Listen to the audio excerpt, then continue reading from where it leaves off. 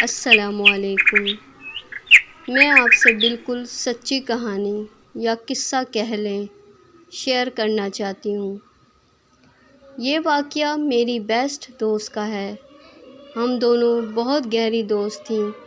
واقعہ کچھ یوں ہوا کہ وہ غریب گھرانے سے تعلق رکھتی تھی اور اس کو اپنی غریبی سے انتہائی نفرت تھی۔ وہ اکثر کہتی تھی کہ کاش میں کسی امیر گھر میں پیدا ہوتی۔ وہ بچپن سے نہایت ذہین تھی، ہمیشہ کسی سوچوں میں گم رہتی تھی۔ چھوٹی سی عمر میں بڑے بڑے خواب دیکھتی تھی۔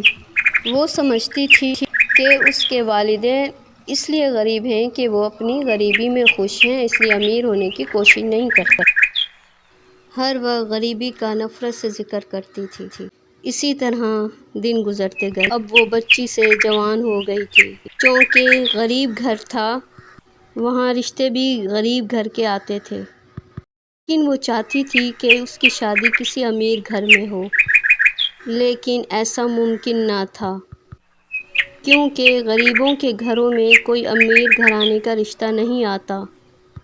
بہرحال اس کی شادی غریب گھر میں ہو گئی۔ سسرال میں بھی وہی پریشانی اور وہی غریبی نے اس کے دماغ کو بری طرح مفلوج کر دیا تھا۔ اس عرصے میں اس کے بچے بھی ہو گئے تھے، اس کے اخراجات اور بھی بڑھ گئے تھے۔ اب مسائل ایسے گھٹن معلوم ہونے لگے۔ ایک دن اس نے تنگ آ کر خود کو ختم کرنے کا ارادہ کر لیا، لیکن اس کی پڑوسن نے اسے ایسا کرتے ہوئے دیکھ لیا۔ اس کی پڑوسن نے اسے ایسا کرنے سے باز رہنے کی تلقین کی۔ وہ خاتون خود بھی انتہائی غریب اور شریعت کی پابند خاتون تھی۔